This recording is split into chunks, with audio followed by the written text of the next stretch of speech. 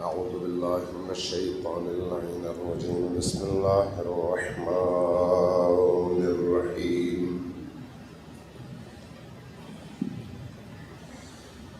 الحمد لله رب العالمين بارئ الخلائق أجمعين، والصلاة والسلام على جميع الأنبياء والمرسلين، سيما من سمي في الآفاق بأحمد وفي الأرض بأبي القاسم محمد، والصلاة والسلام على أولاده الطيبين الطاهرين المعصومين الميامين، واللعنة الدائمة على أعدائهم أجمعين من يوم عذابتهم إلى قيام يوم الدين. أما بعد، فقد قال الله تبارك وتعالى في كتابه المجيد وهو أصدق القائلين وقوله الحق.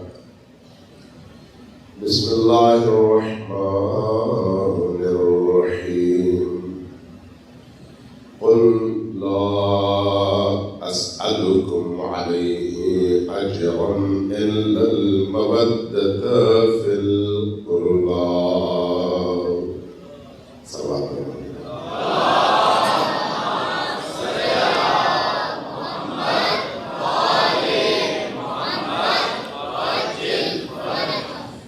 اللہ تبارک و تعالیٰ آپ کی مجلس میں تشریف آوری ہو، جب تک یہاں پر بیٹھے ہوئے ہیں، آپ کے اس بیٹھنے کو، جو کچھ آپ سنتے ہیں اور سننے کو، جو کچھ آپ حاصل کرتے ہیں، اس سب کو نور کے طور پر قبول فرمائیں، اور ہمیں حسین ابن علی علیہ السلام کا قرب عطا فرمائیں۔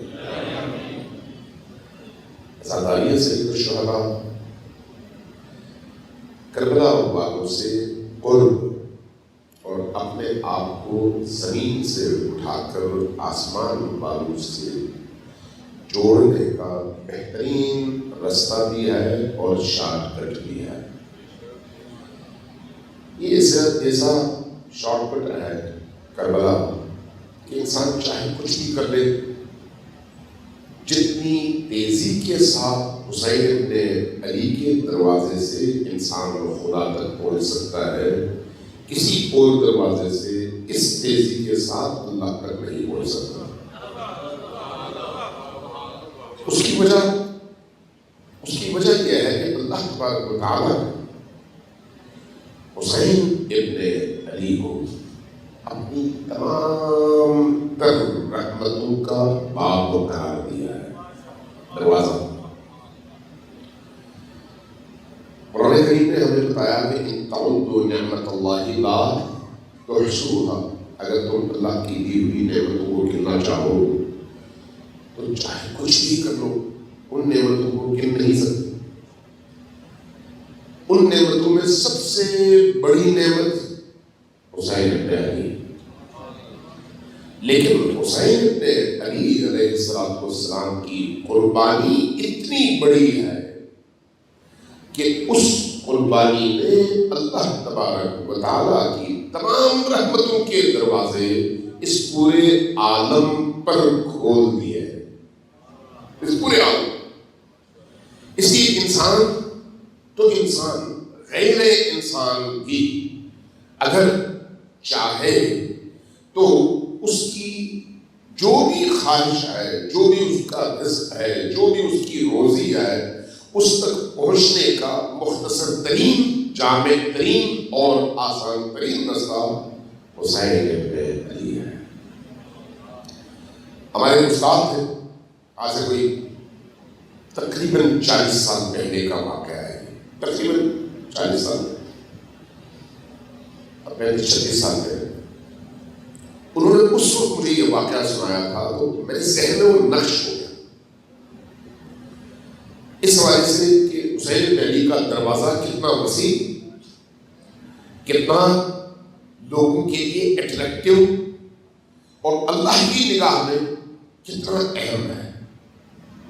کہہ رہے تھے کہ بصرہ سے ایک قافلہ چل رہا تھا کربلا کے لیے، بصرہ میں مسیحی بہت بڑا سرمایہ دار تھا، اس سال وہاں پر کوئی کاروباری ایسی اونچ نیچ ہوئی جس کی وجہ سے اس کا سارا سرمایہ ڈوب گیا، قرضوں کی اور فاقوں کی نوبت آ گئی۔ اب شہر کے لوگ اس کی طرف دیکھتے بھی نہیں تھے، تو ہمارے استاد بتا رہے تھے، جاننے والے تھے، میں اس حوالے سے کہنے لگے کہ اب اس کا اس شہر میں رکنا محال ہو گیا تھا۔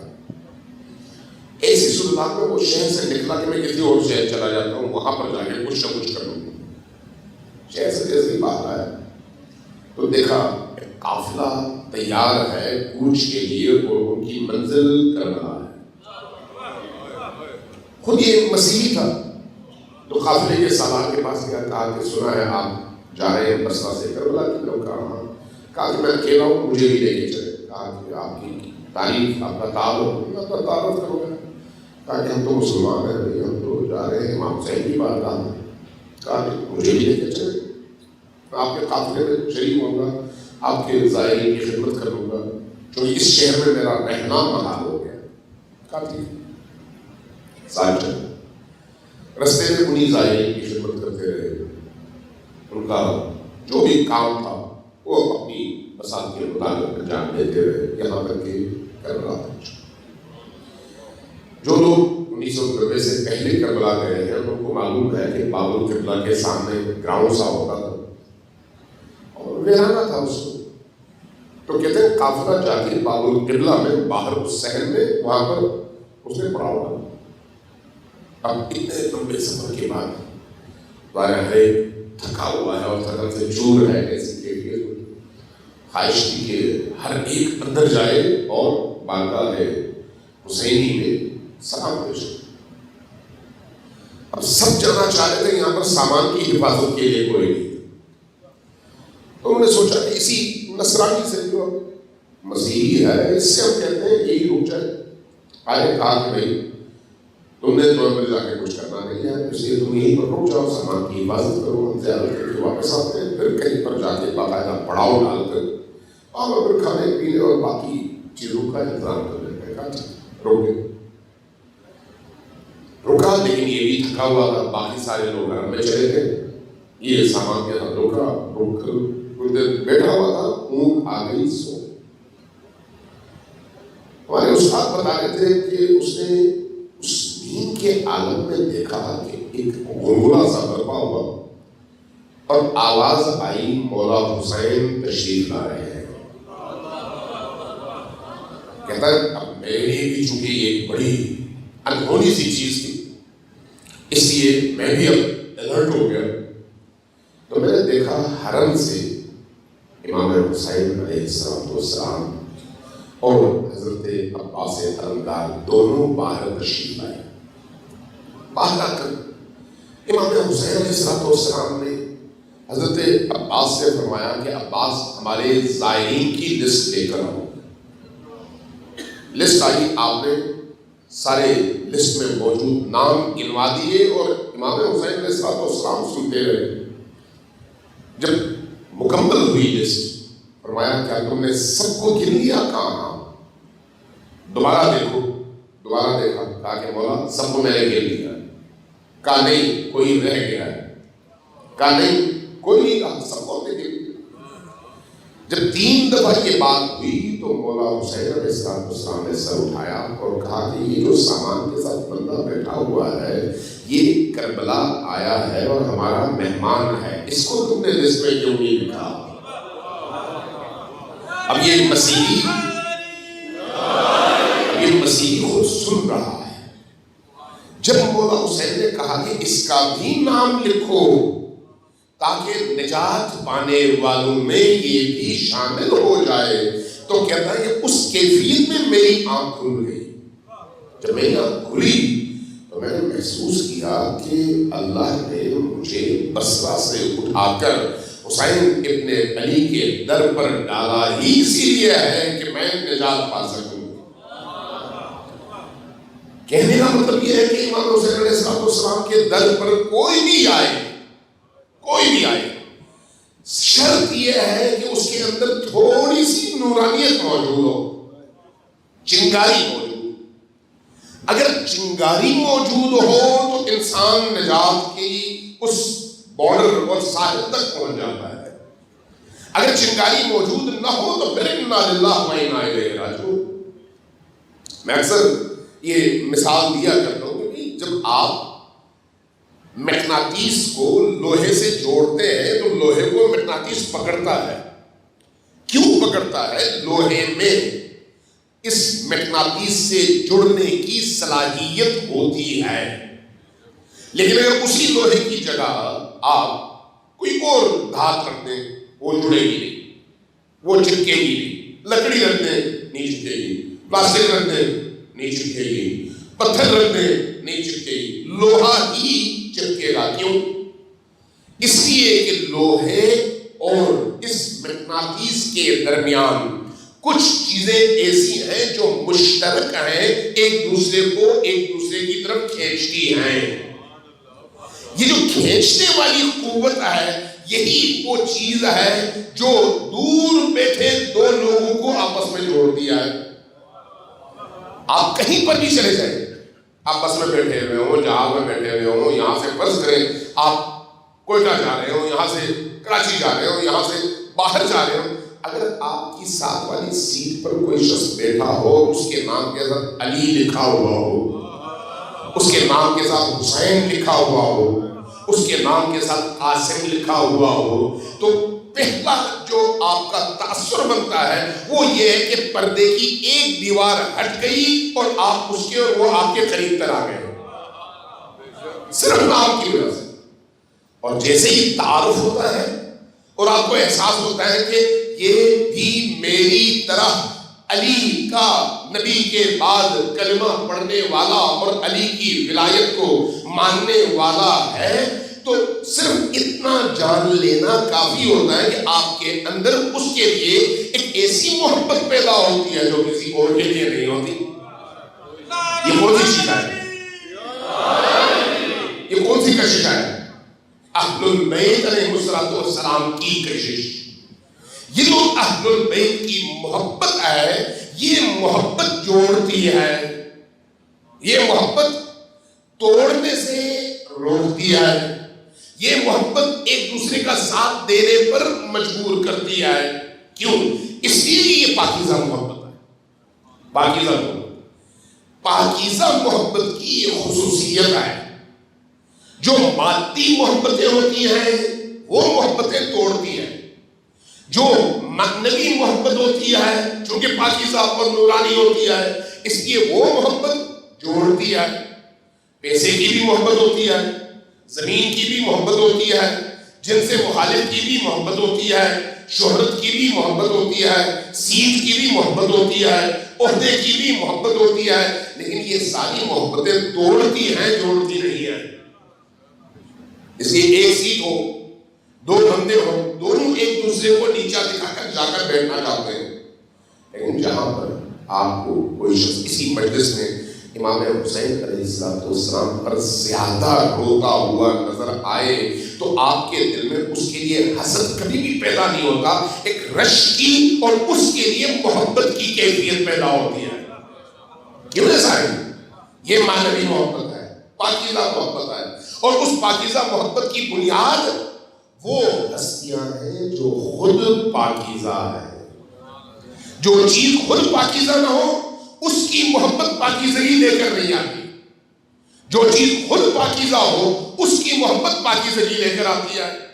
اس لیے آپ قرآن پڑھنے والے سے محبت کرتے ہیں اگرچہ خود نہ بھی پڑھتے ہو۔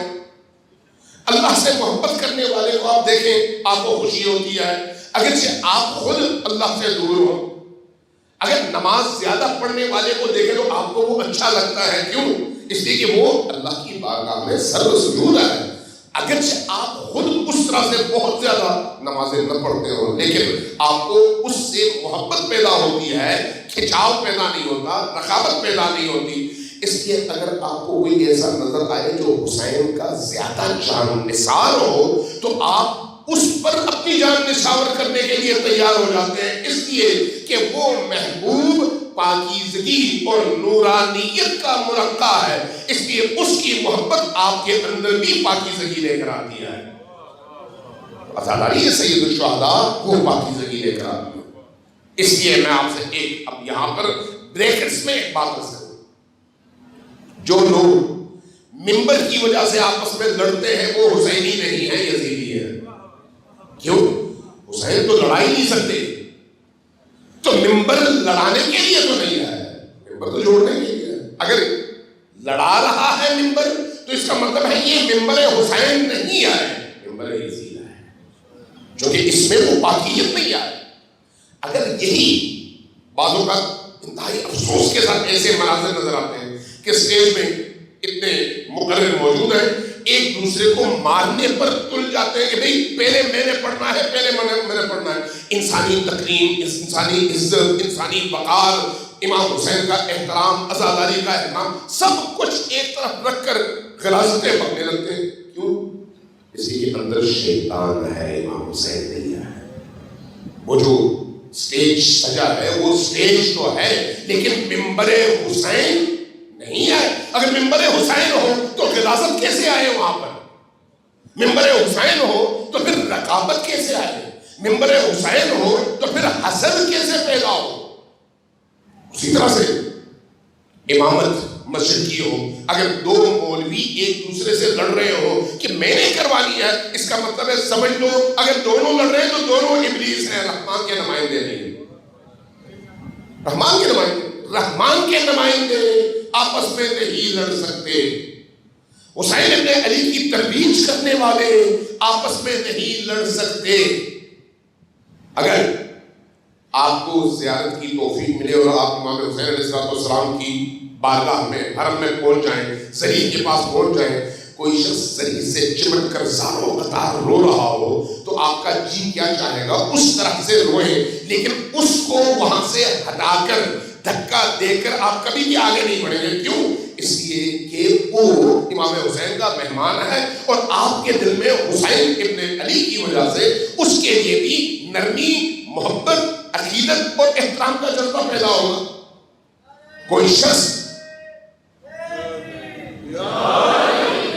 امام حسین علیہ السلام کی خدمت کر رہا ہو تو وہ آپ کو برا نہیں لگ سکتا.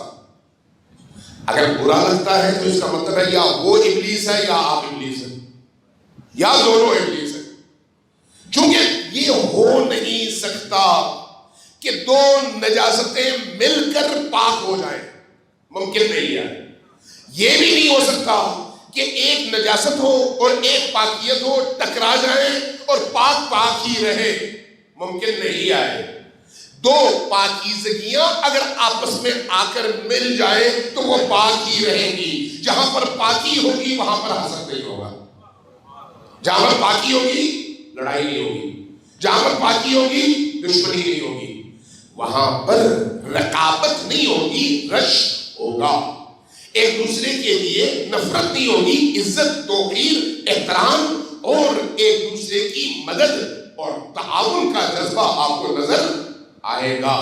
اس لیے یہ جو ممبر ہے، مسجدوں کی کمیٹیاں ہیں، انجمن ہیں، ٹرسٹ ہے، بانیان ہے، ذاکری کا شعبہ ہے، خطابت کا شعبہ ہے، یہ سارے کا سارا کس وجہ سے محترم ہے؟ کس وجہ سے؟ امام حسین کی وجہ سے. ایسا ہی ہے، اگر امام حسین کا نہ ہو تو اس سٹیج میں اور وہ جو ڈراموں کا سٹیج ہے اس میں کیا فرق ہے؟ جب امام حسین کا نہ ہو تو اس میں کوئی فرق نہیں ہے، انٹرٹینمنٹ ہے یہ بھی اور وہ بھی. لیکن اگر امام حسین کا ہو تو پھر یہ مقدس ہے، وہ نجاست ہے. جہاں امام حسین علیہ السلام کا سٹیج، ممبر اور پلیٹ فارم ہو، وہاں پر کبھی بھی جھگڑا نہیں ہو سکتا، عہدوں پر جھگڑا نہیں ہوگا.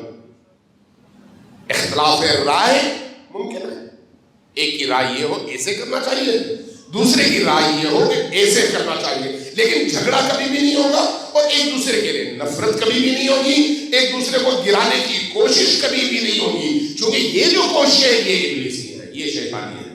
اس کے نتیجے میں دین بھی جاتا ہے اور آخرت بھی، دنیا تو گئی دین بھی گیا آخرت بھی۔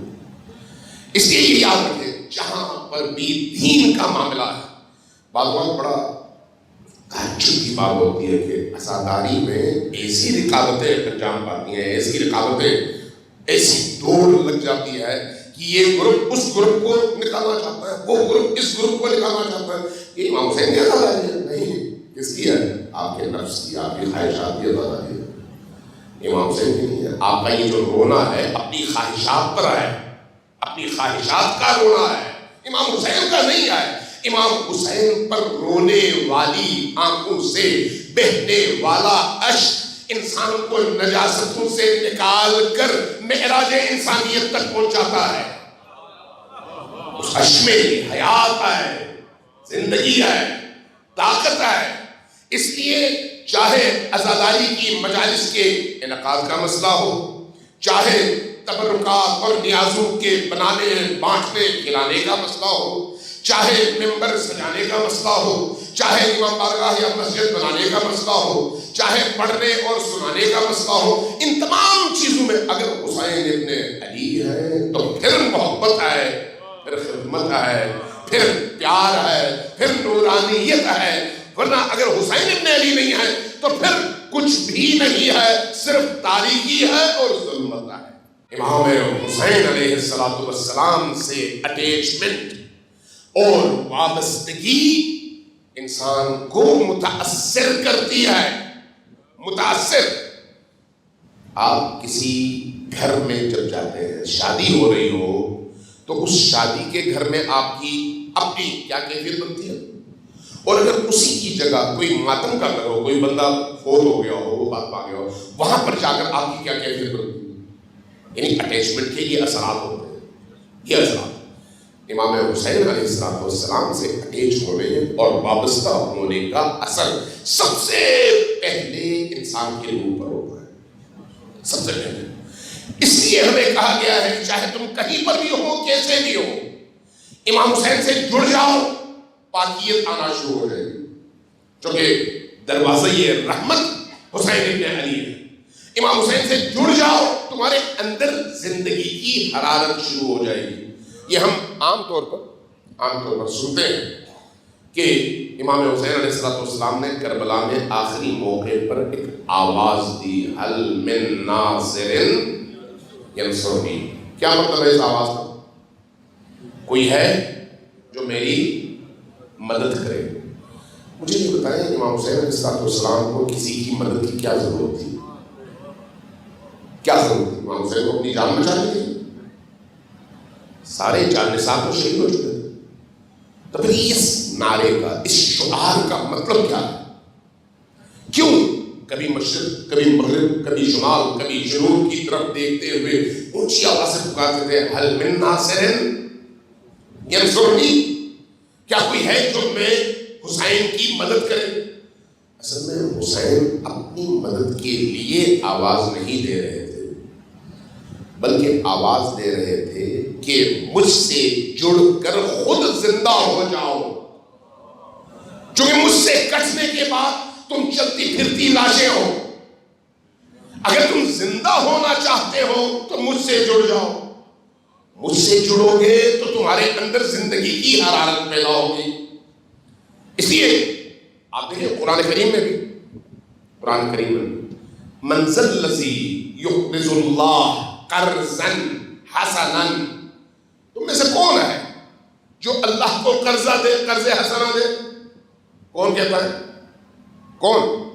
اللہ۔ اللہ کو میرے اور آپ کے قرضے کی ضرورت ہے؟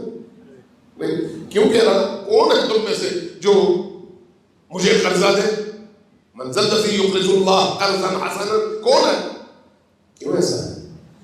آپ اپنے 3، 4، 5 سال کے بچے کو جب سکھا رہے ہوتے ہیں، تربیت دے رہے ہوتے ہیں، تو اس کی جیب میں پیسہ بھرتے ہیں، اس کے بعد کہتے ہیں بیٹا تھوڑے سے پیسے مجھے بھی دو، جب آپ اسے مانگ رہے ہوتے ہیں تو آپ اس کی تربیت کر رہے ہوتے ہیں کہ وہ پیسے سے اپنی وابستگی اور اٹیچمنٹ کو کمزور کرے، آپ سے اپنی وابستگی کو مضبوط کرے، آپ کی محبت اس کے پیسے سے محبت پر غالب آئے، نتیجتاً پیسہ اس کی نگاہ میں بے قیمت ہو جائے اور آپ کی محبت اس کی نگاہ میں قیمتی بن جائے۔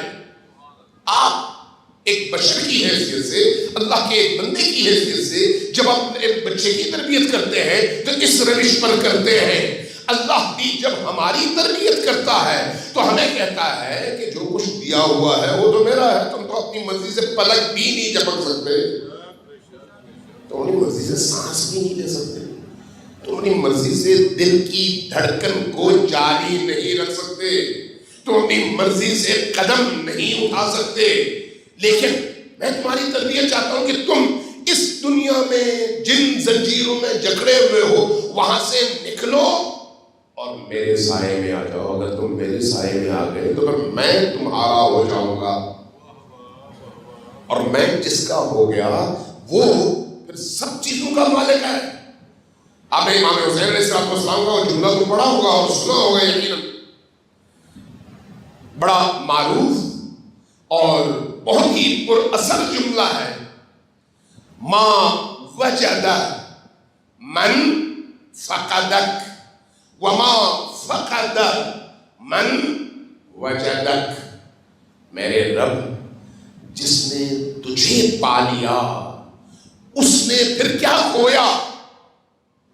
تجھے پانے کے بعد تو ساری عالم ہستی انسان کے ہاتھ میں ہے، لیکن اگر تجھے کسی نے کھو دیا تو پھر ما وجد من فقدک، اس کے پاس ساری دنیا کی دولت ہو، نواز شریف کی ساری دولت بھی آ جائے، زرداری کی دولت بھی آ جائے، باقیوں کی دولتیں بھی آ جائیں، اس کے باوجود وہ سب سے بڑا فقیر ہے، اس لیے اس نے تجھے کھویا ہے۔ ما وجد من فقدک وما فقد من وجدک۔ اس لیے جیسے قرآن کی روش ہے من ذا الذی یقرض اللہ قرضا حسنا، وہی روش حسین ابن علی کی کربلا میں ہے کہ کوئی ہے جو میری مدد کرے، میری نہیں اپنی مدد کرے، میرا ہاتھ تھامے، غلاظتوں سے نکلے، معراج انسانیت تک پہنچے اور حسین کے ساتھ کندھے سے کندھا ملا کے کھڑا ہو جائے۔ سلام علیکم محمد والے۔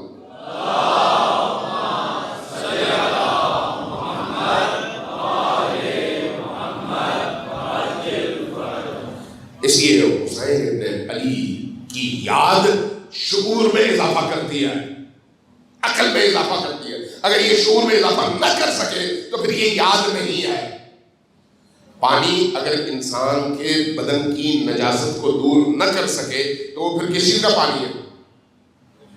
آب طاہر کی شرائط میں سے ایک کیا ہے کہ وہ خود نجس نہ ہو، پاک ہو۔ وہ پاک ہے تو پھر ہمیں پاک کر سکتے۔ اگر ذکر حسین ہے تو پھر ہمیں پاک کرے گا یہ ذکر، لیکن اگر ذکر حسین نہیں ہے، اس میں ملاوٹ ہے، آمیزش ہے، باقی چیزیں اس میں مکس ہیں، تو پھر ہماری قسمت۔ اس لیے ذکر حسین اور یاد حسین کے جو اثرات ہیں ان اثرات کی طرف ہماری توجہ ہونی چاہیے۔ پرسوں رات میں زیارت عاشوراء کے حوالے سے کچھ جملے آپ سے عرض کیے تھے اور عرض کیا تھا کہ زیارت عاشوراء جو کہ حسین ابن علی سے اپنی بیعت کے اظہار اور حسین سے وابستگی کا اعلان ہے، وہ صرف چند الفاظ نہیں ہیں بلکہ ایک عہد ہے، ایک وعدہ ہے، حسین ابن علی سے ایک کمٹمنٹ ہے کہ اے حسین، میں آپ کے ہاتھوں پر ہاتھ رکھ کر آپ سے وعدہ کر رہا ہوں کہ میں ایسا بنوں گا، اور اللہ سے دعا کر رہا ہوں کہ خدایا میں نے حسین کا دامن تھاما ہے، اب مجھے وہ مقام عطا کر جس کا تصور تو نے رسول کے ذریعے، ائمہ اطہار کے ذریعے سے اس زیارت میں مجھے عطا کیا ہے کہ یہ زیارت کیا چاہتی ہے اور مجھے کس مقام تک پہنچانا چاہتی ہے۔ صلوات بھیجیے محمد وآلہ محمد۔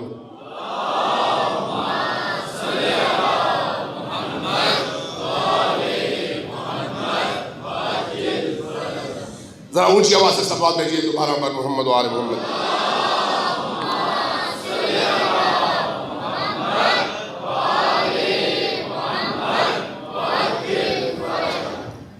میں نے 3 غالباً مقامات آپ کے سامنے بیان کیے تھے اس رات. ایک مقام تھا مقام انتقام، کہ انسان اپنے رب سے یہ دعا کرتا ہے اس زیارت عاشورہ میں ان جملوں کے ذریعے سے کہ خدایا مجھے ان یرزقنی طلب فارق مع امام منصور، امام منصور کے ساتھ کھڑے ہو کر مجھے منتقم خون حسین بنا دے. چھوٹا درجہ تو نہیں آئے، چھوٹا درجہ تو نہیں.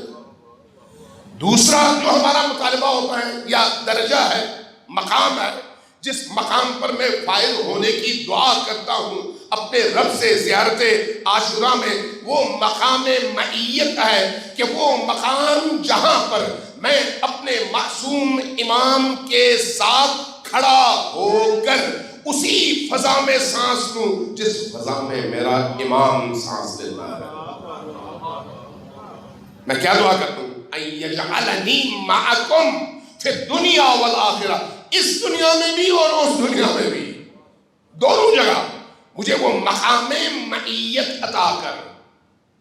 ان یجعلنی، اللہ مجھے وہ مقام عطا کرے.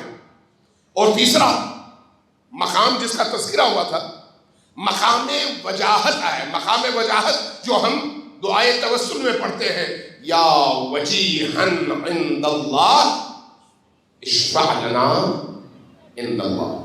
یا وجیہن عند اللہ کا کیا مطلب ہے؟ آپ کے چہرے نورانی ہیں، آپ کی آبرو ہے، آپ کی عزت ہے، آپ کی توقیر ہے، آپ کا احترام ہے. آپ کی زبان سے کوئی نکلا ہوا لفظ اللہ رد نہیں کرتا، چونکہ آپ صاحب مقام وجاہت ہیں اللہ کی بارگاہ میں. اس لیے آپ میری اس دنیا میں اللہ کی بارگاہ میں شفاعت فرمائیے. یا وجیہن عند اللہ اشفع لنا عند اللہ. یہ ہم زیارت دعائے توسل میں ہمیشہ یہ پڑھتے ہیں. تو زیارت عاشورہ میں کیا پڑھتے ہیں؟ زیارت عاشورہ میں ہم پڑھتے ہیں کہ اللہم اجعلنی وجیہا عندک، یا اللہم اجعلنی عندک وجیہا بالحسین. جس طرح کی وجاہت کا مقام تو نے حسین ابن علی کو عطا کیا ہے، مجھے بھی وجاہت کا ایسا مقام عطا کر کے میں حسین کے ساتھ کھڑا ہو سکوں اور دوسروں کی شفاعت کی اہلیت پیدا کر سکوں. میں نے شاید اس رات شہداء کے حوالے سے کچھ باتیں آپ سے عرض کی تھی جو مجھے یاد پڑتا ہے، کچھ چیزیں شاید بھول گئے ہوں، تو میں اس کی تکرار نہیں کرتا، لیکن صرف یاد دہانی کے لیے کہ زیارت عاشورہ انسان کو اس مقام تک پہنچنے کی راہ دکھانے کا ذریعہ ہے. یعنی صرف الفاظ نہیں آئے. ان یجعلنی معکم فی الدنیا وفی الآخرہ، اس دنیا میں امام معصوم کی معیت کی دعا آپ کرتے ہیں. یہ خود ایک مقام ہے، مقام معیت. اس وقت تو امام میرے سامنے نہیں ہے. جو شہداء ہیں ائمہ میں، وہ تو اپنی اپنی قبروں میں آسودگی خواب اور آرام فرما رہے ہیں. ان کا جسم میرے پاس نہیں ہے، میں ان کے جسم سے تبسل اور قریب نہیں جا سکتا. تو میری اس معیت کا کیا مطلب ہے؟ ہمیں سوچنا چاہیے معیت کا کیا مطلب ہے. معیت باقی جو جتنے بھی جملے ہیں زیارت عاشورہ کے، ان جملوں میں آپ غور کریں، ہر جملہ دوسرے کی تفسیر کرتا ہے. ہر جملہ بتاتا ہے کہ اس سے، اس مقام اور اس مرتبے سے مراد کیا ہے. ایک مقام خود زیارت عاشورہ میں یہ ہے کہ آپ اللہ سے دعا کرتے ہیں کہ خدایا مجھے میرے امام والی حیات عطا کر اور مجھے میرے امام والی موت عطا کر. حیات حسینی اور ممات حسینی.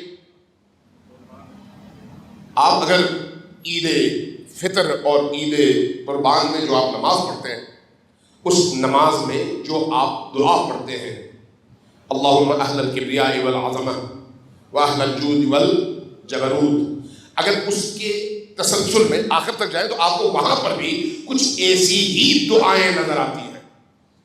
اللہ ہر موقع پر انسان سے چاہتا ہے کہ شعوری طور پر عید کا دن ہو یا عاشور کا، توجہ دیں، خوشی کا دن ہو یا غم کا، موت کا دن ہو یا ایک نئی پیدائش اور طلوع کا، دونوں میں انسان اور مومن انسان کی خواہش اور اس کی دعا یہی ہونی چاہیے کہ حیات محمد بھی مجھے ملے اور ممات محمد بھی مجھے ملے، حیات آل محمد بھی مجھے ملے اور ممات آل محمد بھی مجھے ملے. صلوات علی محمد و آل محمد.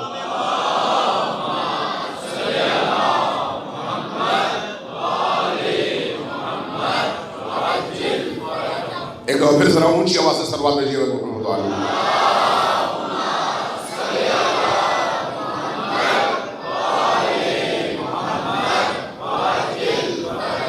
تو اس لیے زیارت عاشورہ میں آپ کیا پڑھتے ہیں؟ ایک مقام جو آپ طلب کرتے ہیں، ایک نقطہ، ایک مرتبہ، ایک مقام، ایک درجہ، وہ کیا ہے؟ اللہم اجعلنی محیای محیا محمد و آل محمد و مماتی ممات محمد و آل محمد. خدایا مجھے وہ حیات عطا کر جو تو نے محمد و آل محمد کو عطا کیا ہے اس درجے پر، اور مجھے موت بھی ویس کی عطا کر جیسے تو نے ان کو عطا کیا ہے. مجھے بتائیں کربلا والوں کو جو موت ملی ہے وہ حادثاتی طور پر ملی ہے؟ جو زندگی انہوں نے اختیار کی کیا وہ حادثاتی طور پر اختیار کیا؟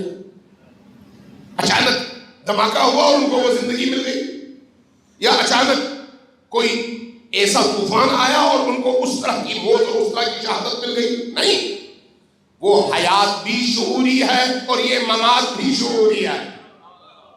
شعور اور ارادے کے ساتھ انہوں نے ایسی زندگی چنی جو اتنی اعلیٰ تھی، اور اس شعور اور ارادے کے ساتھ انتخاب حیات کا نتیجہ ایسی ممات ہے جو اس طرح سے حسین ابن علی کو ملی ہے اور ان کے اصحاب کو ملی ہے. حسین ابن علی نے جو قدم اٹھایا ہے وہ قدم کیسا ہے؟ چاہے تعداد کم ہی کیوں نہ ہو، لیکن حق کی حمایت کے لیے زبان کھولنا، حق کے دفاع کے لیے میدان میں نکلنا، تعداد کی کمی اور تعداد کی زیادتی معیار نہ بنے. جو میں کر سکتا ہوں وہ ضرور کروں. جہاں کوئی بے حرمتی ہو، جہاں کوئی ظلم ہو، جہاں زیادتی ہو، جہاں شریعت کی پامالی ہو، جہاں اللہ کے دستور کو توڑا جائے، جہاں قرآن کے احکام کی حرمتوں کو پامال کیا جائے، وہاں پر میں اگر ہاتھ اٹھا سکتا ہوں تو ہاتھ اٹھاؤں، زبان کھول سکتا ہوں تو زبان کھولوں. اگر کوئی اور ایسا کام کر سکتا ہوں جس سے اس ظلم، ناشائستگی اور اللہ کے دین کی مخالفت کرنے والوں کے رستے میں کانٹا بن سکوں تو وہ میں ضرور کروں. تب حیات محمد و آل محمد بھی نصیب ہوگی اور ممات محمد و آل محمد بھی نصیب ہوگی. گھر بیٹھ کر دعاؤں سے تو نہیں ہوگی، پریکٹیکل.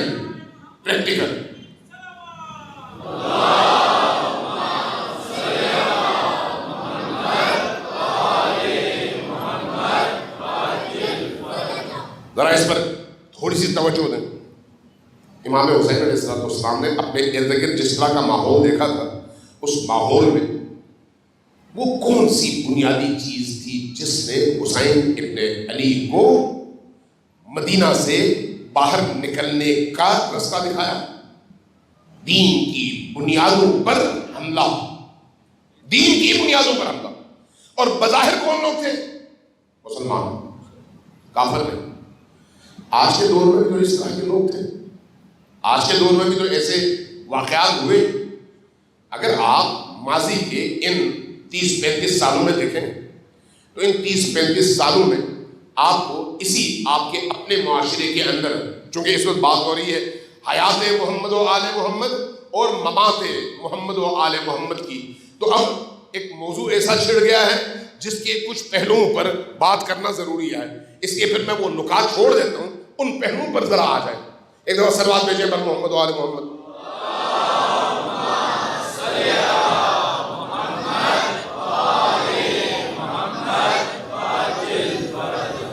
ٹائم دیکھ رہا ہوں، ٹائم ختم ہو گیا.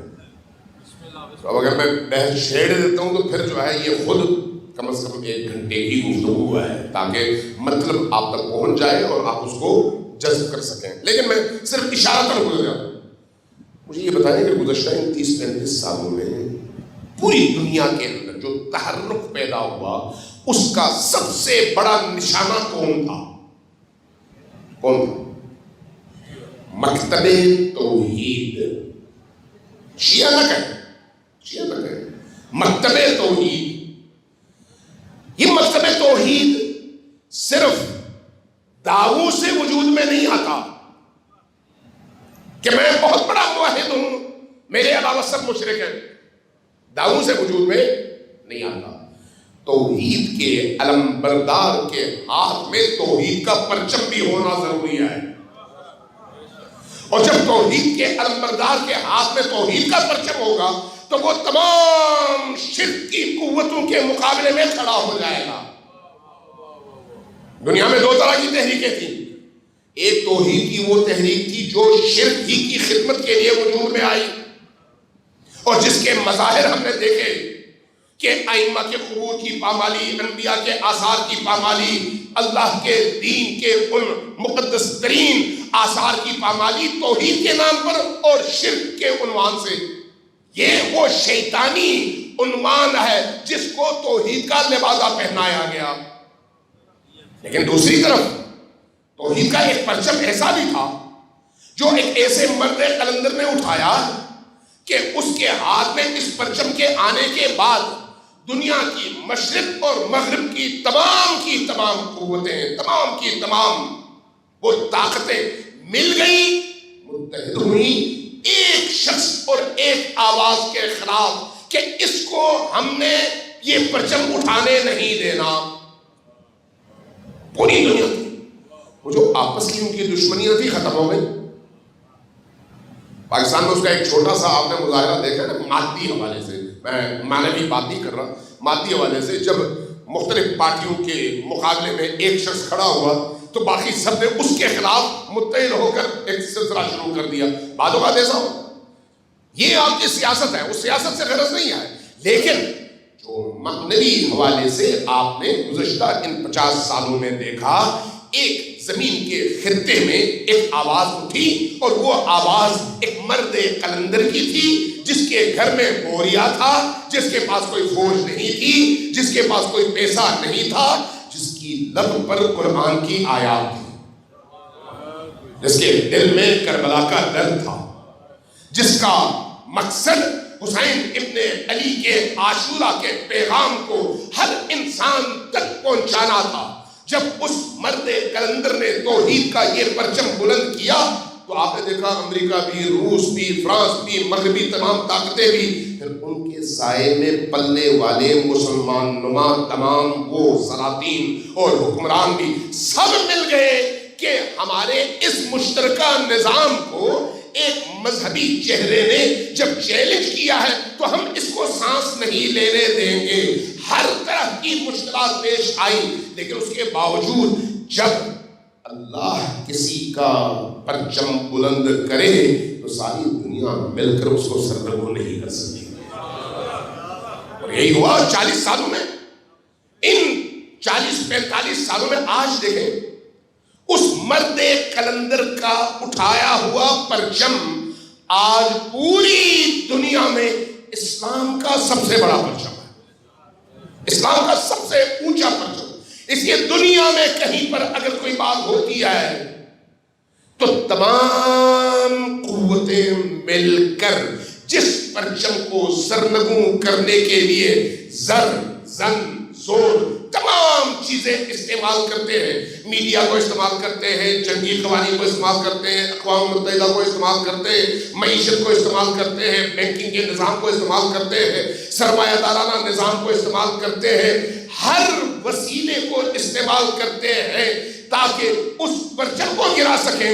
ان تمام کوششوں کے باوجود اس 40-45 سال کے عرصے میں وہ پرچم ہر سال بلند سے بلند تر اور اس پرچم کے زیر سایہ ملنے والی قوم ہر سال پہلے سے زیادہ مضبوط تر ہو کر سامنے آ رہی ہے.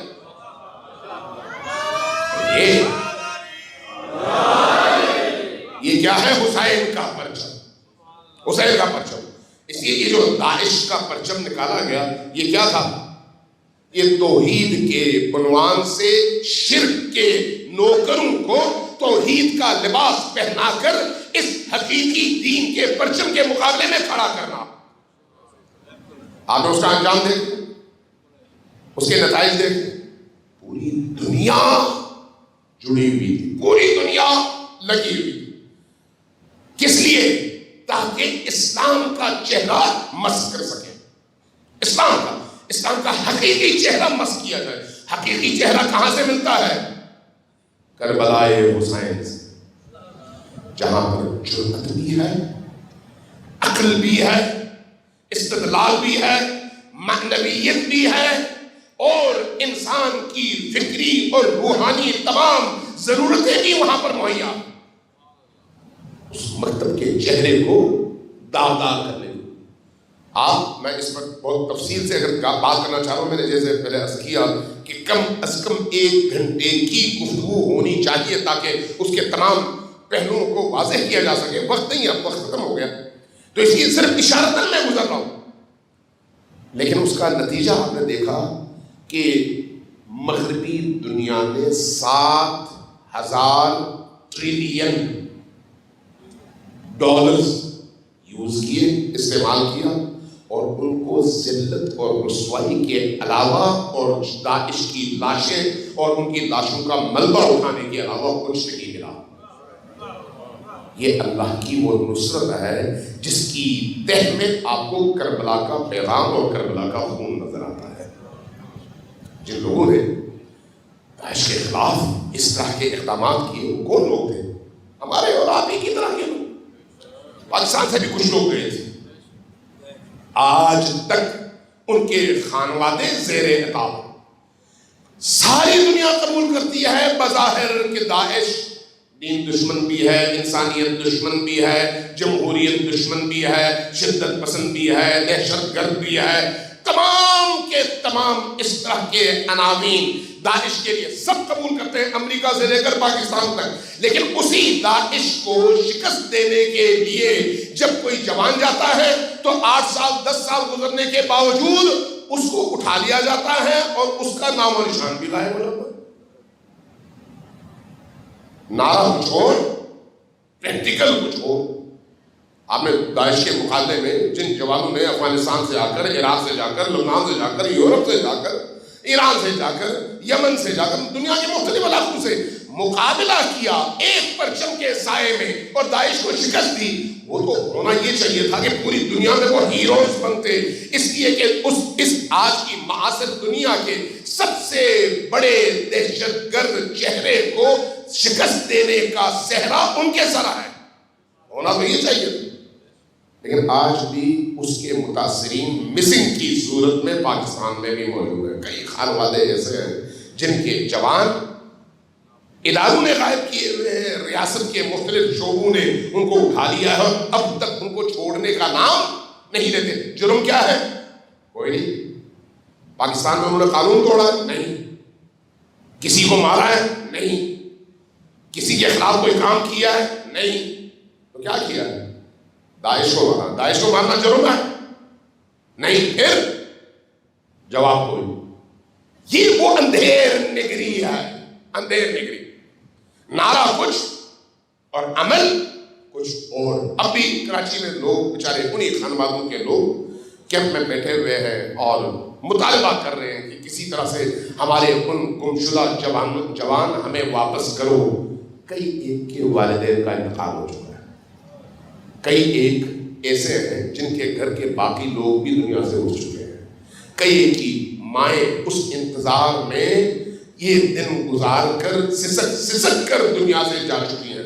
لیکن ظلم کا نظام ایسا ہے جہاں پر ان کی فریادیں سننے والا کوئی نہیں ہے۔ عزیزان من، کربلا ان اقدار اور ویلیوز کے حوالے سے ہمیں شعور بھی عطا کرتا ہے اور حوصلہ اور ہمت بھی۔ جب انسان اس طرح کی صورتحال کا شکار ہوتا ہے، حوصلہ نہیں آتا، ڈرتا نہیں ہے، بزدلی کا مظاہرہ نہیں کرتا، سینہ تانتا ہے اگر میں کہوں کہ یا لیتنا کنا معکم فنفوز فوزا عظیما، اور کہوں 61 ہجری کے شہداء کے لیے 1500 سال پہلے گزرنے والے ان شہداء کے لیے اگر آج ابھی امام حسین علیہ السلام آ جائیں تو وہ کیا کریں گے؟ مظلوم کا ساتھ دیں گے یا نہیں؟ ظالم کے مقابلے میں آواز بلند کریں گے یا نہیں؟ تو آج اگر امام حسین وہی کام کریں گے تو مجھے کیا کام کرنا چاہیے؟ اللہم اجعلنی محیای محیا محمد و آل محمد، الہ مجھے وہی حیات جو تو نے حسین ابن علی کو اور محمد و آل محمد کو عطا کیے وہی حیات مجھے عطا کر۔ تو اس حیات کا تقاضا کیا ہے؟ ظلم کے خلاف لب کھولنا، وممات محمد و آل محمد، اس ممات کے طلب کرنے کا مطلب کیا ہے؟ کہ مجھے بھی اسی طرح سے موت ملے تیری راہ میں لب کھولنے کے جرم میں، تیری راہ میں حق بولنے کے جرم میں، تیری راہ میں مظلوم کی حمایت میں آواز احتجاج بلند کرنے کے جرم میں، تیری راہ میں ظالم کو للکارنے کے جرم میں اگر موت ملتی ہے تو یہ موت ممات محمد و آل محمد والی موت ہے۔ اور زیارت عاشوراء میں آپ یہی دعا کرتے ہیں۔ عزیزان من، عزاداران سید الشہداء، محرم کی آج 5 تاریخ، عموماً پورے پاکستان میں ایسا ہے اور آپ کے یہاں بھی روایت یہی ہے کہ 5ویں سے آپ اہل البیت علیہ السلام کے ان معصوم بے گناہ مظلوم شہداء کی یاد میں ان کے مسائل سنتے ہیں اور بولتے ہیں۔ 5ویں کو مجھے جیسے مسجد کی انتظامیہ نے کہا تھا کہ آج سے اہل البیت میں سے خصوصاً حضرت زینب سلام اللہ علیہا کے بچوں کے حوالے سے گفتگو۔ ذرا سوچیے، کون زینب؟ کون زینب؟ وہ زینب جو کوہ استقامت ہے، علی کی بیٹی، وہ زینب جو کربلا سے کوفہ تک کے سفر میں آپ کے خطبوں کے ہر لفظ سے علی کی شجاعت تک موجود ہے۔ وہ زینب جس کے اندر علی بولتے تھے، وہ زینب جن کا ہر قدم ایثار، قربانی، وفا اور سربلندی کا ایک بہت بڑا صحیفہ ہے۔ وہ زینب شب عاشور جب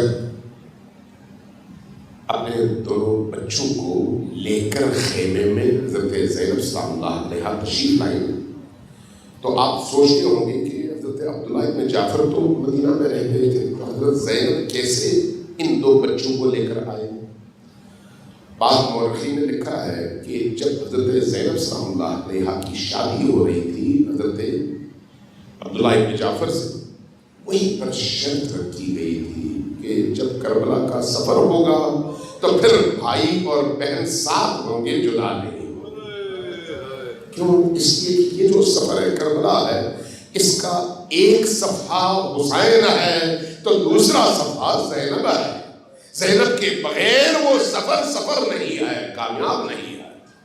اس لیے زینب سلام اللہ علیہا حضرت عبداللہ ابن جعفر کی نمائندگی میں، جو وہ خود بوڑھے بھی تھے اور ضعیف بھی تھے، آنکھوں کا مسئلہ بھی تھا، تو اس لیے ان کی جگہ اپنی قربانی کے طور پر ان 2 بچوں کو لے کر آئے ہیں، ان 2 بچوں۔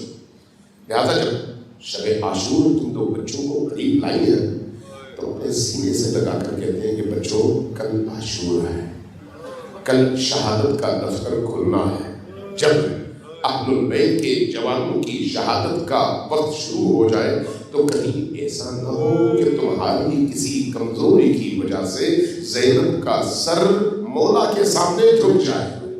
ایسا نہ ہو، ایسا نہ ہو کہ تم کوئی ایسی کمزوری دکھاؤ کہ میں اپنے بھائی مولا حسین کی نگاہوں میں چھوٹی ہو جاؤں۔ بچوں، تمہارے اندر بھی حیدر کرار کا ہونا ہے، تمہیں اس طرح شہادت دینی ہے اور اس طرح اپنے آپ کو ولی زمان حسین زمان پر قربان کرنا ہے کہ تا قیامت ہر نوجوان کو یہ پتا چلے اوم کیسا تھا اور محمد کیسا تھا، زینب کے دودھ سے پلے ہوئے بچے کیسے شجاع اور بہادر بچے تھے۔ زینب یوں بچوں کی تربیت کرتی ہیں اور انہیں ذہنی طور پر تیار کرتی ہیں۔ بعض مورخین یہ کہتے ہیں کہ جب بھائی کی بارگاہ میں یہ بچے آتے ہیں تو بھائی کو اجازت دیتے ہوئے حیا آتی ہے ان چھوٹے چھوٹے ننھے منھے بچوں کو ان کی ماں کے سامنے مقتل میں قتل ہونے اور ذبح ہونے کے لیے کیسے بھیجے۔ ایک بھائی کے لیے بہت سخت ہے، یہ بہت سخت ہے، لیکن اس کے باوجود جب زینب آ کر کہتی ہے کہ مولا ان بچوں کو ضرور بھیجیے اس لیے کہ یہ میری ذمہ داری ہے، میں نے اپنا وفا اور اپنا وعدہ پورا کرنا ہے، تو بچوں کو بھیج دیتی ہیں۔ لیکن جب بچوں کو زینب بھیجتی ہیں اور حسین ابن علی ان کے سروں پر امامہ رکھ کر ان کو سجا کر میدان کی طرف بھیجتے ہیں تو اس وقت ایک عجیب حسرت کی کیفیت حسین ابن علی کے چہرے پر نمایا کہ یہ بچے اتنے خوبصورت چاند سے بچے اب واپس صحیح سالم نہیں آئیں گے۔ لیکن عجیب ہے یہ نقطہ واقعی درد آور نقطہ ہے کہ پورے واقعے کربلا میں جتنے بھی نوجوان شہید ہوئے، جتنے بھی بڑے شہید ہوئے، جو محارم تھے، ان محارم کی شہادت پر حسین سے پہلے زینب اس شہید کے سرانے پہنچی ہے۔ زینب اس شہید کے سرانے پہنچی ہے۔ اس کی تاریخ میں لکھا ہے کہ جب حضرت علی اکبر شہید ہوئے تو امام حسین علیہ السلام جب علی اکبر کے سرانے پہنچے تو دیکھا زینب پہلے سے پہنچی ہوئی ہے، وہ زینب سلام اللہ علیہا۔ لیکن آج جب یہ دونوں بچے یکے بعد دیگرے گئے اور جام شہادت نوش کر کے زمین پر تشریف لائے، زمین پر آنے کے بعد آخری وقت میں مامو جان کو پکارا اور مولا جب پہنچے تو وہاں پر اکیلے ہی تھے، ماں نہیں تھی، اور جب ان بچوں کو لے کر خیموں کی طرف آ رہے تھے تو اب رسم یہ تھا، طریقہ یہ تھا کہ جس بھی شہید کا جنازہ آتا اس خانوادے کی تمام مخدرات دروازے پر آتی اور بڑے شوق سے اس شہید کے جنازے کو اپنے سینے سے لگا کر استقبال کرتی۔ جب حسین ابن علی ان دو بچوں کے جنازے لے کر خیموں تک آئے نا تو تاریخ لکھتی ہے کہ زینب کہیں نظر نہیں آئی۔ ساری مخدرات تھیں، بیویاں تھیں، لیکن زینب کہیں نہیں تھی۔